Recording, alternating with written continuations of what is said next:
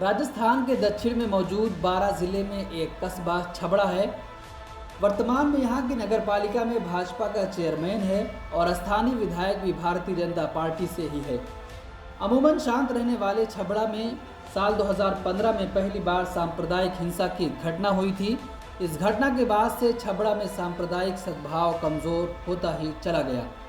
इसलिए छबड़ा कस्बे में दो समुदाय के युवकों में बाइक खड़ी करने को लेकर 10 अप्रैल 2021 को कहासुनी और झगड़े ने अगले दिन 11 अप्रैल को सांप्रदायिक हिंसा का रूप ले लिया। सांप्रदायिक हिंसा में दोनों पक्षों की कई दुकानों में तोड़फोड़ और आगजनी की गई, जिससे करोड़ों रुपए का नुकसान हुआ।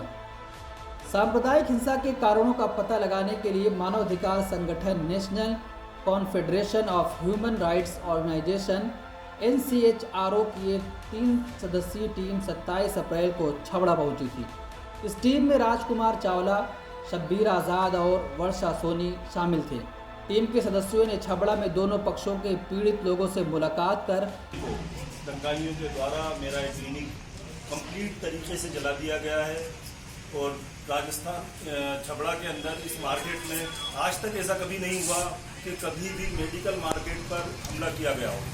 और छबड़ा के पूरी दुनिया के अंदर कभी भी कहीं पर भी कोई जंग भी होती है तो उसमें भी खास तौर पर मेडिकल और नर्सिंग स्टाफ को छोड़ा जाता है, लेकिन यहाँ पर हैवानियत की हद को पार करते हुए छबड़ा में मेडिकल मार्केट पर चुन चुन के दुकानों में आग लगाई गई।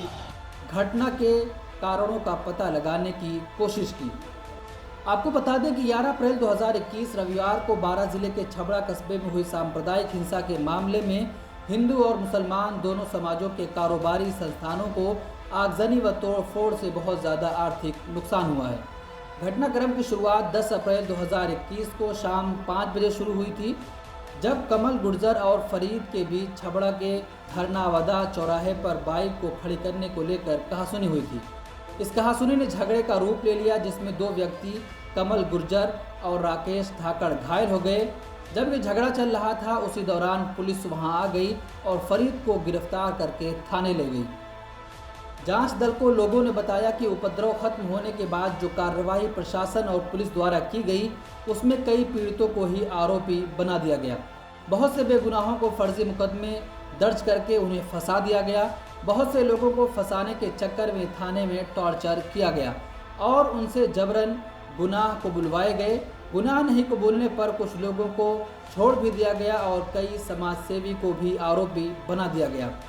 आपसी लड़ाई को सांप्रदायिक घटना का रूप दिया गया। एक छिपा हुआ तथ्य जो सामने आया वो ये कि फरीद और समीर स्मैक का धंधा करते हैं और कमल गुर्जर इनसे स्मैक खरीदा करता था, जो कि पास के ही गांव नाजीपुरा का रहने वाला है।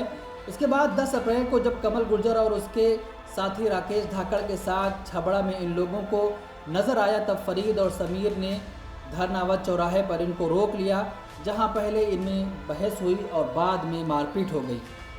उस समय कमल गुर्जर के साथ में उसका मित्र राकेश धाकड़ भी था। जब झगड़ा बढ़ा तो इन लोगों ने अपने 3-4 साथियों को और बुला लिया और दोनों पक्षों में झगड़ा हो गया। इसी झगड़े को दंगे का रूप दे दिया गया। पुलिस अपनी लापरवाही के चलते इस निजी मामले को सांप्रदायिक बनने से नहीं रोक सकी। जब 11 अप्रैल को भीड़ उग्र हो रही थी तो पुलिस ने यहाँ बल प्रयोग करके भीड़ को तितर बितर नहीं किया, जो पुलिस की एक बड़ी नाकामी है। जांच दल ने पाया कि आग में घी डालने का काम क्षेत्रीय भाजपा विधायक प्रताप सिंह सिंघवी ने किया। उन्होंने जानबूझकर पीड़ितों को ही चिन्हित करके उनके नाम से FIR दर्ज करवा दी, जो एक साजिश का हिस्सा है। जांच में ये पाया गया कि ये घटना नियोजित दिखाई देती है, जिसे सुनियोजित योजना की तरह एक सोची समझी साजिश के तहत अंजाम दिया गया। पुलिस व प्रशासन को इस बारे में मालूम था कि शनिवार रात को ही सोशल मीडिया पर रविवार को सभा करने के मैसेज वायरल हो रहे थे, लेकिन पुलिस प्रशासन ने कोई सख्त कदम नहीं उठाए और ना ही किसी को प्रिवेंशन डिटेंशन किया गया। पुलिस की ये कार्रवाई बताती है कि पुलिस भी इस मामले में शामिल थी, जिसकी वजह से पुलिस ने कोई कार्रवाई नहीं की और ना ही किसी भी लीडर को हाउस अरेस्ट किया गया, जिसके बाद वहां पर दंगे भड़क गए और बहुत भारी मात्रा में दोनों समुदाय को नुकसान उठाना पड़ा। कई दुकानों को जला दिया गया, सामान जला दिया गया। उसके बाद भी दंगा कंट्रोल नहीं हुआ। लेकिन जब दंगा कंट्रोल हो गया उसके बाद जिसका नुकसान हुआ था पुलिस उन्हीं पर कार्रवाई करना शुरू कर दी। ब्यूरो रिपोर्ट, मिलत टाइम्स। मिलत टाइम्स को आपकी ज़रूरत है, हमारी आप माली मदद करें। हर महीने सिर्फ 100 रुपये और 1 साल के लिए एक साथ सिर्फ 1000 रुपये। रकम भेजने के लिए यहाँ दिए गए फ़ोन पे, गूगल पे और पेटीएम नंबर का इस्तेमाल कर सकते हैं।